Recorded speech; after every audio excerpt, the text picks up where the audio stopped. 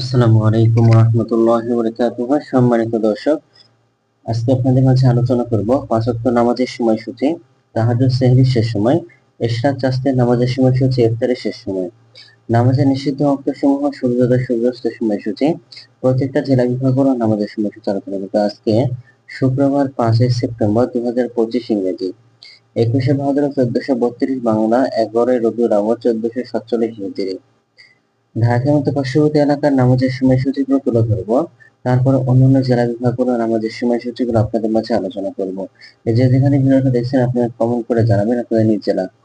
আজকের ফজরের নামাজের রক্ত শুরু হবে 4:24 ফজরের নামাজের রক্ত শেষ হবে 5:38 জোহরের নামাজের রক্ত শুরু হবে 12টায় এবং শেষ হবে 4:25 আসরের নামাজের রক্ত শুরু হবে 4:26 আসরের নামাজের রক্ত শেষ হবে 5:56 মাগরিবের নামাজের রক্ত শুরু হবে 6:17 মাগরিবের নামাজের রক্ত শেষ হবে 7:31 এশার নামাজের রক্ত শুরু হবে 7:32 এশার নামাজের রক্ত শেষ হবে 4:18 আজকে ঢাকার মতো পার্শ্ববর্তী এলাকার সেহরির শেষ সময় হলো 4:18 ইফতারের সময় সন্ধ্যা 6:17। নফল নামাজের সময় উত্তম সময় হলো সকালে 5টা অর্থাৎ ইশরাকের রক্ত শুরু হবে 5:53 থেকে 8:35 পর্যন্ত।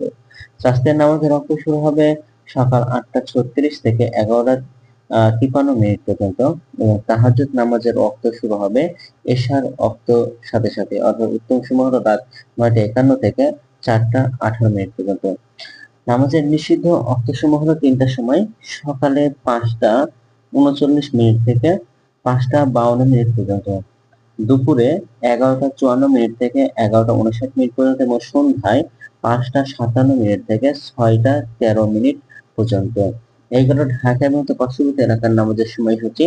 এখন আপনাদের মাঝে আলোচনা করব বিভাগীয় শহরের জন্য উল্লেখিত সময়ের সঙ্গে যেসব বিভাগের সময় আপনারা যোগ বিয়োগ করবেন।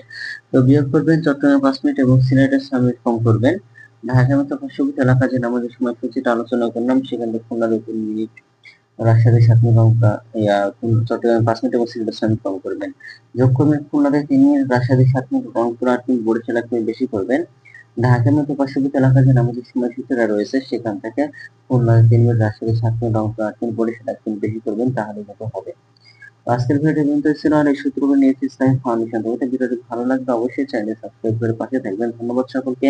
আসসালামু আলাইকুম ওয়া রাহমাতুল্লাহি ওয়া বারাকাতুহু।